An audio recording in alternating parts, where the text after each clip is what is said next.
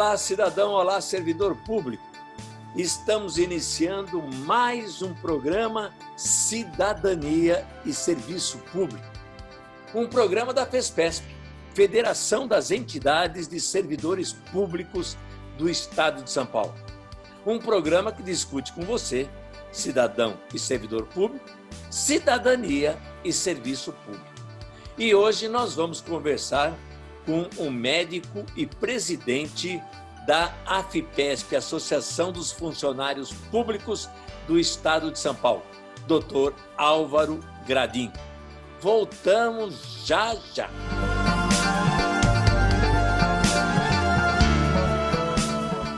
Estamos de volta com o programa Cidadania e Serviço Público.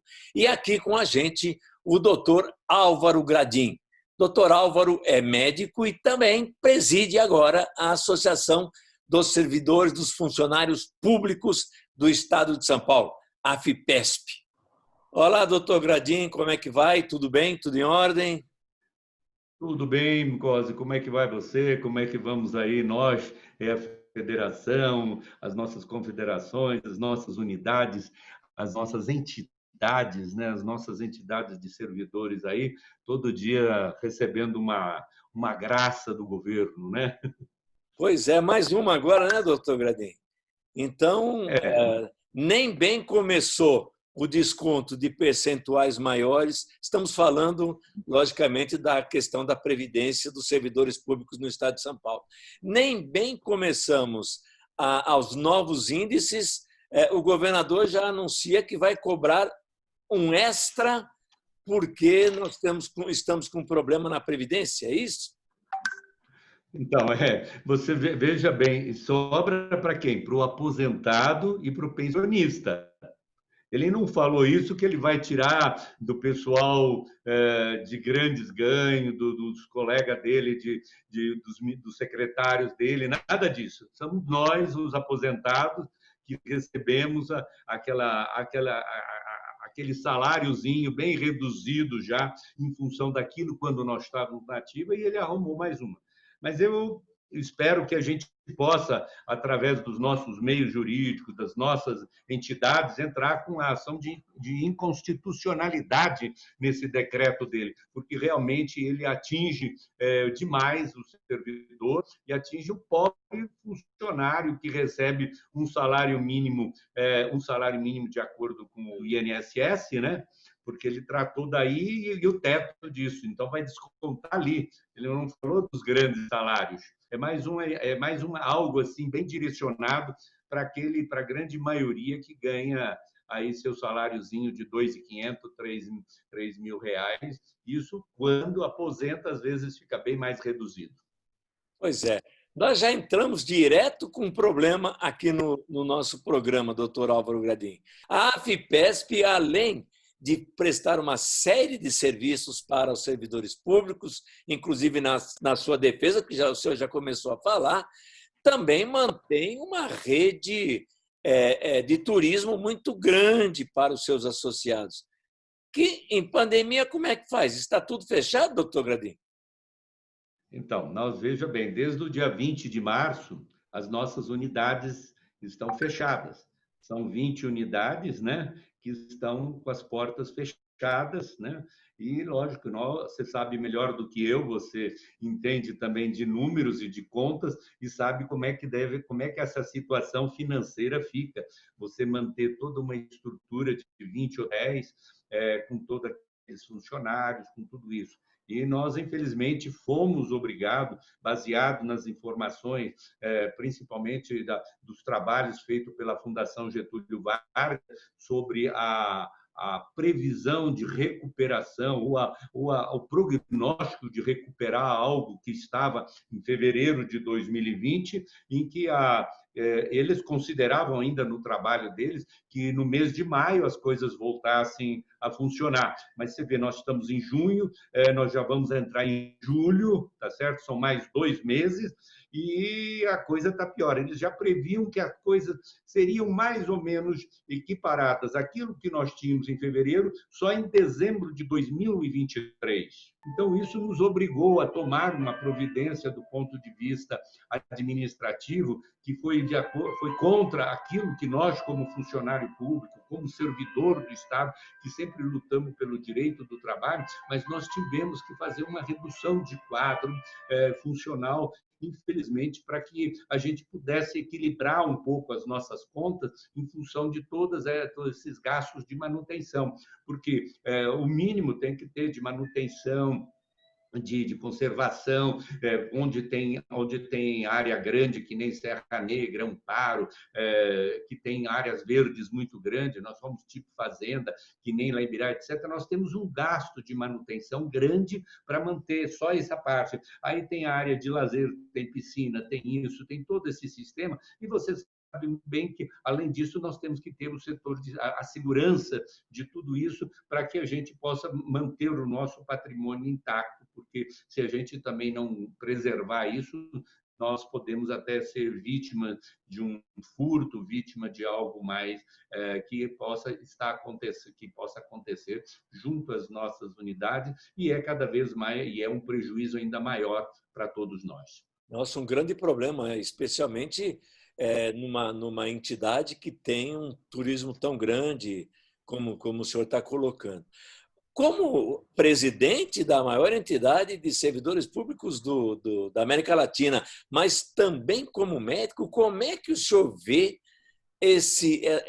essa pandemia que tomou conta do Brasil? O senhor é de Ribeirão Preto, né? Que abriu o comércio, que está fechando de novo e que parece que as coisas não se resolvem. 1 milhão, mais de 1 milhão de pessoas contaminadas, mais de 50 mil mortes. Como é que o senhor, como médico, está vendo essa questão? Como médico e como um líder do funcionalismo. Bom, eu sou pela medicina prática, aquela que você tem que fazer, você tem que olhar o paciente, começar seu tratamento e, em seguida, você pede os exames para confirmar aquilo e você tem um comparativo da evolução no momento da alta e assim por diante. Eu enfrentei, quando eu comecei a minha carreira, aquela grande epidemia de meningite. Você deve lembrar muito bem que faziam filas aqui no Emílio Ribas e em todos os lugares a gente tinha. Vim para cá, fiquei um tempo fazendo estágio, voltei para Ribeirão Preto na época, trabalhava na Santa Casa e eu fazia plantões à noite, quer dizer, praticamente dia sim, dia não. A gente estava na frente, apesar de eu não ser neurologista, mas eu era plantonista da Santa Casa de Ribeirão Preto na época, e a gente tinha que fazer todos os exames, colher o líquor, colher tudo isso, e a gente sabia de todos os riscos da meningite meningocócica. E a gente venceu usando os meios mais tradicionais da medicina e usando tudo aquilo que a gente tinha, o artefato de antibióticos que a gente tinha naquela época, naquele momento. Salvamos uma maior parte das pessoas, pouquíssimos mesmo, pouquíssimos que eu vi perderem a vida, pelo menos com a gente, lá na Santa Casa, em Ribeirão Preto. E assim foi em todos os locais da mesma maneira. Tivemos agora mais recentemente a H1N1, aquela gripe suína, né? Que ela veio de uma vez assim em cima entrou também mais uma invasão chinesa de doenças do nosso meio, e nós tivemos toda a tranquilidade em atendimento e orientação.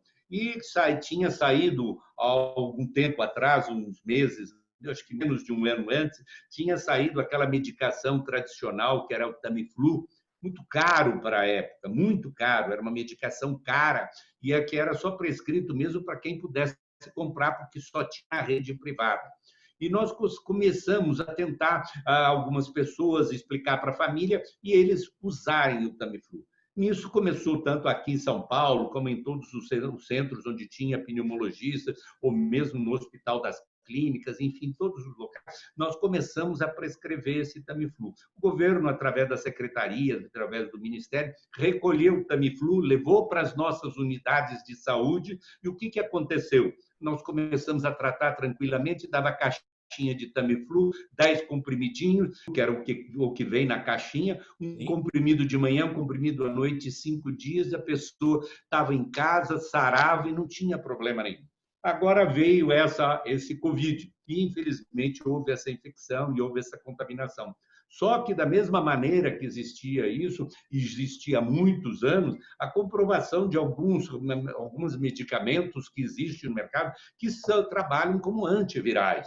E, logicamente, essas unidades mais pobres, na África, na Índia, etc., e depois também na Itália e na própria Espanha, o que eles aconteceram? E no sul da França, eles começaram a tratar com essas medicações que não são vendidos como antivirais, mas têm uma ação antiviral muito específica e tem tido cura, e teve as curas e tudo. Então, hoje, mais do que nunca, está comprovado, né, para nós que somos partidários disso, de que essa associação medicamentosa prescrita por esses colegas profissionais, e as quais eu também prescrevo para aqueles que me procuram, inclusive eu oriento os meus funcionários que tiverem, ou os comunicantes de funcionários, parentes de funcionários, que a gente sabe, no sentido de fazer uso desse mesmo esquema de tratamento, que ele é extremamente eficaz, dá resultado e evita toda uma evolução, mas logo no início do sintoma, você entendeu? Isso tudo precisa ser feito. E assim a gente aqui orienta para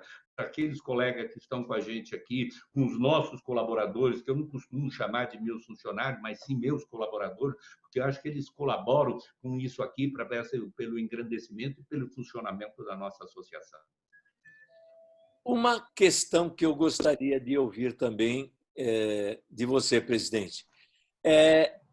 Vários governos sempre castigaram bastante o servidor público, no sentido, inclusive, de fazer um afastamento da sociedade do serviço público, do servidor público. E, de repente, chega a pandemia e me parece que o cidadão percebe a importância que tem o servidor público, a importância que tem a prestação de um serviço público para a sociedade, de um estado do bem-estar social. E parece que a população começa a entender isso. Como é que o senhor vê isso? Veja bem, nós a gente começou a ser massacrado a nível de mídia, de sistema, desde a Globo começou através de uma novela, que era do Rei e Eu, ou Rei Sou Eu, e a campanha do senhor Collor de Mello, Fernando Collor de Mello, a presidente, em que nós fomos tratados indistintamente de marajás. Nós éramos, o servidor público era marajá. Desde então, nós vimos sendo massacrados por todos os governos que se passaram. Todos eles, indistintamente, tiraram de nós, servidor público, alguns direitos e algumas obrigações que o Estado tinha para com o servidor, para aquele que trabalha, que não tem fundo de garantia e que ele trabalha os seus 35 ou 30 ou 40 anos. Eu, por exemplo, trabalhei 43 anos.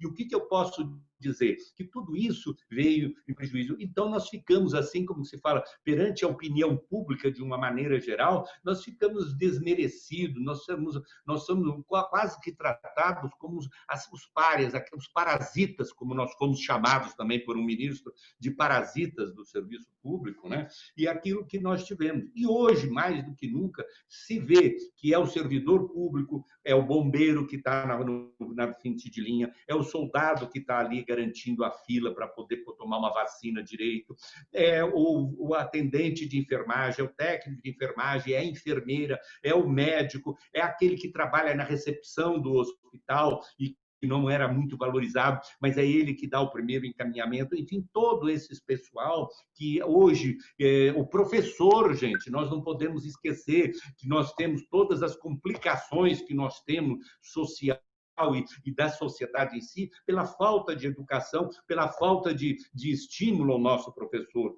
Eu me lembro do meu professor de história, meu professor de português, o comportamento que tinha um professor na nossa frente. Ele tinha um púlpito praticamente para subir, para dar a sua aula. Era um indivíduo extremamente respeitado, era um indivíduo que se apresentava bem, que tinha um nível na sociedade, porque o salário dele era praticamente igual ao de um juiz, certo? E hoje, a que nível eles levaram o professor? Olha o salário do infeliz que trabalha. Eu digo infeliz porque ele é agredido pelo pai, ele é agredido pelos alunos, ele é agredido pelos níveis sociais, ele é agredido em todos os sentidos, assim como também a unidade de saúde era agredida, onde o indivíduo chegava quebrando a recepção. Quantas vezes eu tive que tentar acalmar uma situação de ambulatório onde nós não tínhamos mais condição, todas as salas ocupadas, todo mundo atendido e o indivíduo agredindo, não respeitando quem está ali do lado de lá atrás da porta, chutando, quebrando e assim por diante,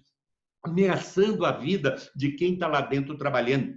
O professor dentro da sala de aula. Quantas vezes um traficante invade uma sala de aula, o professor está ali na frente, ele manda o professor ficar de bico calado e faz o negócio na cadeira do aluno. A gente sabe da existência disso. Tudo isso foi renegado, foi esquecido pela imprensa, foi esquecido pelos meios, e o governo se aproveitou disso tudo para quê? Para achincalhar mais o servidor público, esquecendo que ele é fundamental na própria existência do Estado. Sem o servidor não existe Estado. Sem o servidor não há prestação de serviço à sociedade, àqueles que precisam indistintamente, tanto o cidadão comum como aquele que é empresário, enfim, todos aqueles. E a própria estrutura do Estado para se manter, para fazer as suas arrecadações e para fazer tudo, ele precisa do servidor público, ele precisa do indivíduo que esteja ali. E o servidor público foi achincalhado, cada vez mais encostado e pago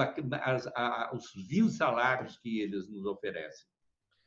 Pois é, nessa pandemia também, doutor Álvaro, nós tivemos veio à tona, né? Aquilo que a gente já sabia, um número enorme de desempregados e a Covid subindo aí o morro, as favelas, aonde não tinha, faltava água, faltava cuidado com esgoto, pessoas várias dormindo no mesmo cômodo, ou seja, um problema sério que o Estado tem que resolver, né? Aliás, o serviço público está nisso, né? De tentar ajudar a resolver essa questão no Estado.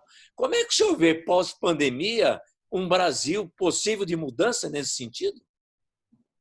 Eu tenho certeza que, como se diz, o mundo e o Brasil faz parte antes, durante e principalmente após essa pandemia. E temos que levar em consideração os resultados disso tudo. Inicialmente, eu quero fazer um comentário aqui como médico e adepto daquilo que eu defendo, com unhas e dentes, daquilo que foi feito errado até agora, pelo governo federal, pelo governo estadual, pelo governo municipal, principalmente o nosso governo estadual, os governadores e os prefeitos. Por quê? Porque realmente não se trata de uma orientação de cada uma dessas pessoas. Tinha que ser uma orientação central única. Mas, infelizmente, o STF fez aquela palhaçada toda que ele fez, no sentido de transferir a responsabilidade para governadores e vereadores. O que acontece é o seguinte: do ponto de vista epidemiológico, do ponto de vista de quem entende um pouco de vírus, ou de quem entende um pouco da saúde pública, como ela deve ser tratada, veja bem, o vírus, o coronavírus, ele acometeu inicialmente em grande escala lá na China, onde ele estava, aí veio para a Itália e veio para os Estados Unidos. Então, vamos fazer um retrospecto. Qual era a temperatura ambiente da China, da Itália e dos Estados Unidos quando chegou o vírus? Eram temperaturas baixas, eram temperaturas frias, às vezes abaixo de zero. Então, quando você tem frio, o vírus se multiplica, ele se replica com muito maior facilidade. Com o calor, a gente sabe perfeitamente, de 4, quando muito 6 horas, o vírus morre. Então, nós tínhamos tudo para ter um tratamento completamente diferente no início do problema. porque chegou aqui num pleno verão. Nós tivemos até quase final de abril, nós tivemos temperaturas de 27, 26, 28, 30 graus, aliás, para o interior de São Paulo, muito mais até. Ribeirão Preto, por exemplo, que é a minha cidade, tinha temperaturas de 38, 37, 35 graus. Então, o vírus não vive, é aquele que não sobrevive pelo calor. Então, nesta época, o que tinha que ter sido feito era só o lockdown vertical, lá atrás, separar nós que somos de idade, os pacientes de risco, as gestantes, os portadores de doenças coronariopatas graves, severas, não controladas, os diabetes descontrolados, os portadores de neoplasias sob tratamento, enfim, essas pessoas que realmente eram de risco.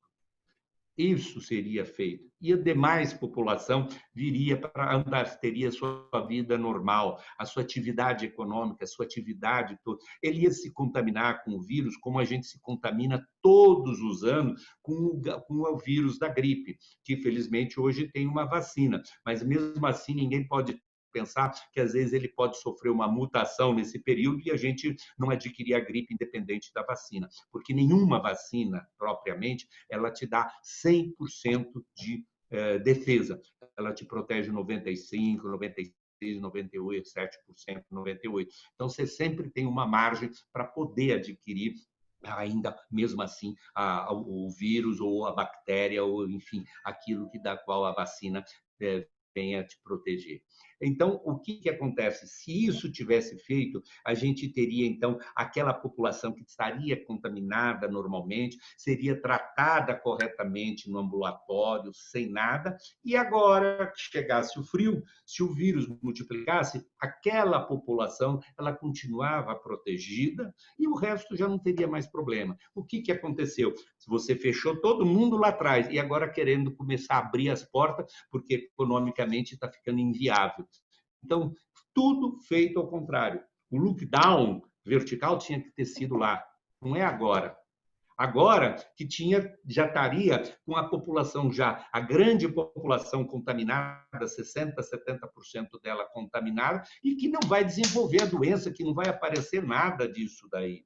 Então, essa seria a verdade que teria que ter sido feito. E isso foi o crime que se fez quando fecharam-se as portas no dia 20 de março, quando não estava em pleno verão. Assim como também, como no dia 22 ou 26 de fevereiro, teve o primeiro e o segundo caso de coronavírus aqui no estado de São Paulo, e nós tivemos todos os pré-carnavais e carnavais, e todo mundo foi para a rua, inclusive o nosso governador saltitando no meio da população lá e comemorando que era o maior carnaval do Brasil. E aí, o que ele fez? Contaminou quem tinha que contaminar, nós tínhamos gente de fora.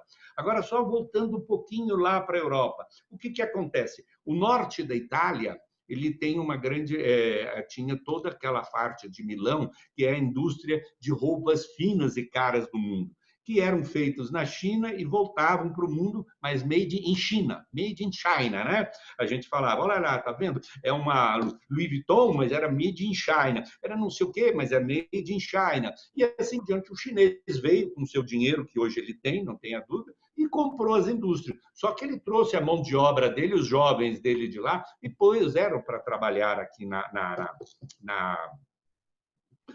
Itália, nessas casas, né, sei lá. E o norte da Itália tem uma população extremamente velha, assim, idosa, e, logicamente, frio estava lá. Bom, nos Estados Unidos, em Chinatown, a maior população chinesa fora da China mora em Nova York, em Chinatown. Bom, quando é no final do ano, início do ano, eles vão para a China, todos esses eles migram, assim como o muçulmano vai para Meca uma vez por ano, o chinês foi para a China para comemorar com seus familiares, comemorar com tudo, o ano lunar. E aí eles voltaram para os seus locais de trabalho. O que aconteceu? Eles trouxeram o vírus na sua mala. Eles contaminaram o pessoal do norte, que não estava preparado a Itália para receber aquilo numa época de frio, assim como também Chinatown. E você sabe que, como Nova York é uma capital do mundo, viaja gente do mundo inteiro e é ponto para sair para todos os Estados Unidos. E isso foi uma contaminação toda. Isso é muito simples de entender, mas eles estavam numa temperatura fria, eles estavam numa temperatura... E nós no verão. Agora nós chegamos no inverno, por isso que as coisas estão piorando, porque nós estávamos lá fora, dentro de casa, guardadinho, encapsulado, agora saímos aqui fora, porque agora resolve fazer a abertura, e nós estamos com o vírus rodando e com temperatura baixa, o que permite que esse vírus triplique e multiplique. E é isso o grande problema que nós estamos enfrentando, e não sei como que vai ser resolvido se não tiver uma conduta única a ser tomada no país de uma vez por todas e parar de tirar cada um ser dono da sua verdade. Pois é. Doutor Gradin, o senhor deu uma aula aí, o senhor defendeu aí coisas importantes. Nós chegamos ao fim do nosso horário, infelizmente, mas foi uma conversa muito importante e um alerta realmente para todo mundo. Muito obrigado pela sua presença, pelo tempo aí conosco, e fica aqui já um convite para outras conversas importantes que nós podemos ter. Agradeço muito a sua presença. Eu que agradeço a oportunidade de estar com você, Grose, com todos os nossos ouvintes que presenciarão esse bate-papo que nós tivemos. Estou à disposição para outros esclarecimentos, para a gente discutir, e nós termos que discutir, inclusive, como entidade e como associação e como membro da federação e da própria confederação, que nós tenhamos que tomar medidas e condutas reais em favor do servidor, que está cada vez mais sendo esquecido ou achincalhado pelos nossos governantes atuais. Eu espero que a gente possa, através dos nossos setores jurídicos, tanto aí o seu, quanto da Confederação, quanto nós, possamos entrar de imediato com uma ação de inconstitucionalidade com relação a esse decreto do governador que atinge os pensionistas e os aposentados. Eu agradeço a oportunidade, desejo a você e a todos os ouvintes um bom dia, uma boa noite, uma boa semana.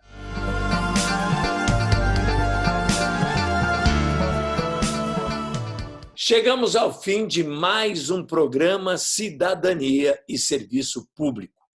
Um programa da FESPESP, Federação das Entidades de Servidores Públicos do Estado de São Paulo. Um programa que está aqui todos os domingos para conversar com você, cidadão, com você, servidor público, sobre cidadania e serviço público.